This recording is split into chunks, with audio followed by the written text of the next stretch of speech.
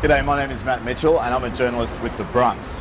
Now what I'm going to do is basically take you through a walkthrough in relation to the vision that was released today, and it's also available on YouTube. The vision was released from the closed circuit TV, which is available here at Duchess Boutique, 517 Sydney Road. It was released by Victoria Police and it shows Jill Meagher walking past here. Jill Meagher is the missing woman in Brunswick. She walks past here and there's a number of people that police would like to speak to in relation to her disappearance. The vision was taken at 1:40 in the morning. What we start off seeing from the very start of the 2.5 minute clip are two people walking past here. They walk past and you can see them quite clearly from the camera here. One person is carrying what appears to be a white circular bag and they walk past. Now what's of most interest to police is the gentleman who is walking past to the north from there. He's wearing a blue hoodie and what appears to be blue jeans and white and red sneakers. He walks this way. Very little happens for the next minute, but interestingly, no fewer than 13 taxis go past. 9 go in this direction and 4 go in this direction. So 9 heading south and 4 heading north. So in the 2.5 minutes, 13 taxis have actually gone by. Now, I will refer to my notes here. So the man in the blue hoodie then appears again. He walks past here. At the same time, just before him, another gentleman walked past wearing a red jumper and he had a beard. He was heading south. So the man in the blue hoodie now heading north, who had already walked up there previously. Another man walks past at 1:27. That gentleman who's walking past here walks up this way and he's carrying a shoulder bag over his right shoulder. At 1:30, that was at 1:39, I apologise. The man at 1:27 though, interestingly comes here and looks over his shoulder and then continues on. We don't know what he's looking back at, but police suspect that he may have actually seen Jill and the other gentleman talking here, and that something has caught his attention and made him look back. Now, at 1:49, the man in the hoodie walks past Jill, and they walk to right here. You can actually see both of them here, and they converse for a wee bit. Then they sort of move up this way. And right here is where you can actually see Jill standing about here. Jill's got an ABC bag here and her handbag here. The gentleman with the blue hoodie is standing here. You can't really see him in frame. Jill starts to look at her phone. She's standing here. The man in the blue hoodie then disappears out of frame. Jill waits for a wee while and then she walks off.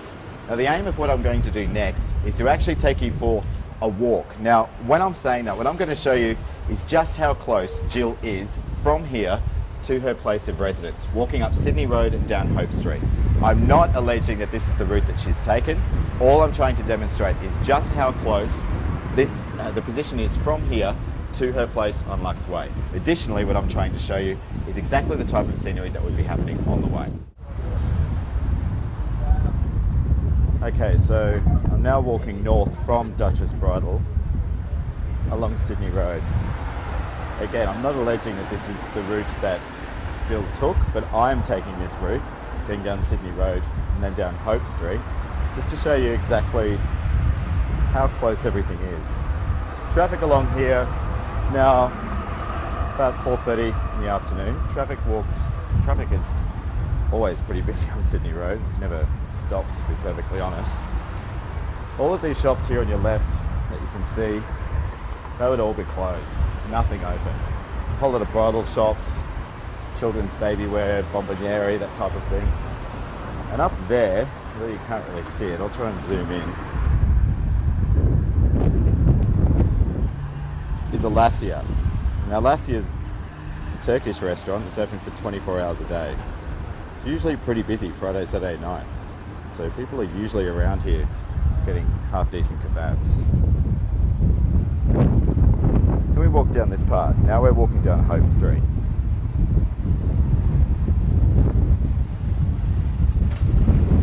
This is where things get, you can see news crews have popped out, do their live crosses. Now this part along here is pretty dark at night. There's not much going on. There's a residence across there, or I don't know what it is. There's residential garbage bins. And up here, I'll cross over and show you. Excuse the wind, it's a really windy day. Are some apartments. and people live in those apartments as well. I'll cross over now. Interestingly, it's this lane. So looking up here, that's where I walked down from Sydney Road. Now heading west. I'm going down this lane, and it's in this lane that police found Jill's handbag. And that was found on Monday morning. And police are still unsure whether it was planted or whether it was left here, but they maintain they had a pretty comprehensive sweep. You can see over here, there's still some police tape that's around. And just to give you a bit of a look at what it's like around here. It's going down a laneway.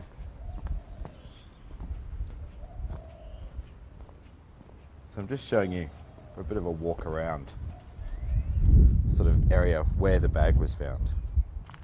So backs of shops here where people park their cars. And again, you can see up there, it's a residence.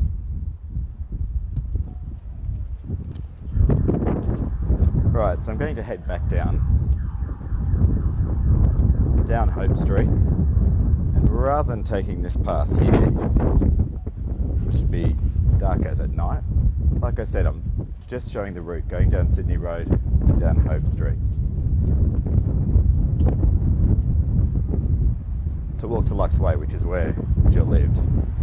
So I've taken a diversion there. So we're back out on Hope Street now. Now, at night this is pretty dark. There's some car repair places. Lighting wise, there's a street light up there. There's one up there on the corner. There's not much else sort of going. There's another one up here. Excuse the car alarm going off. Body repair place. So mostly warehouses and the like around here.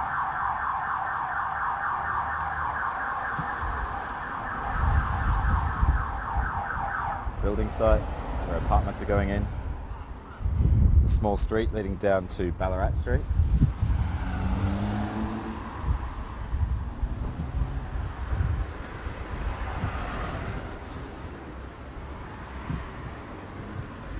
Car-wise, it's pretty busy now, and another important consideration to note about Hope Street too is that cars heading east along Hope Street, when they hit Sydney Road, only turn left. So it's not really an option for a lot of cars travelling from west to east to hit Sydney Road, because you pretty much have to turn left. You can't turn right. So it's not overly busy in terms of traffic in that direction. There are other cross streets, such as Victoria and the like, which are a lot easier. So again, more motor repair places, bakery.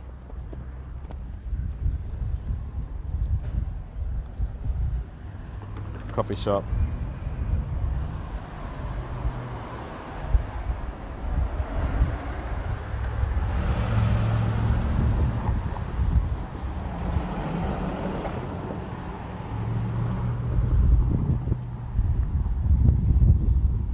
Right, and we're now approaching a level crossing, which is here. The boom gates come down over the train lines. Trains obviously don't run at 1 in the morning.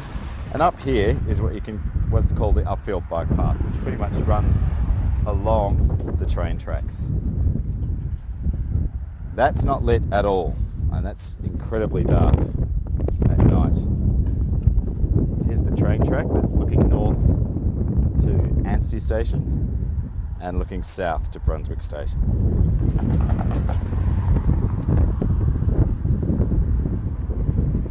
Again, more warehouses here on the right, so we haven't really encountered, apart from those flats, we haven't encountered any residences. It's a cafe here in the front of the Lux complex. It's called the Lux Foundry. This one here, we're getting incredibly close to where Jill's house is.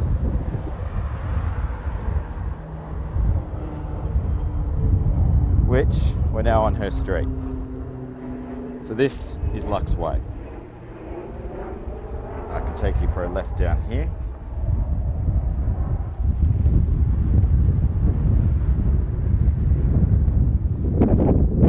As you can see, Lux Way has apartments All relatively new apartments, actually.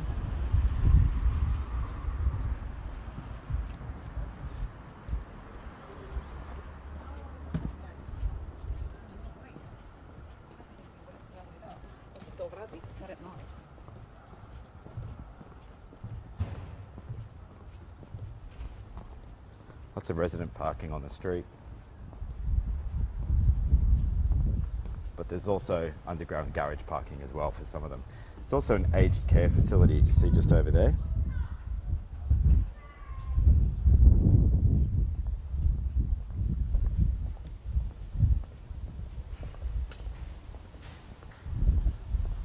And now we're in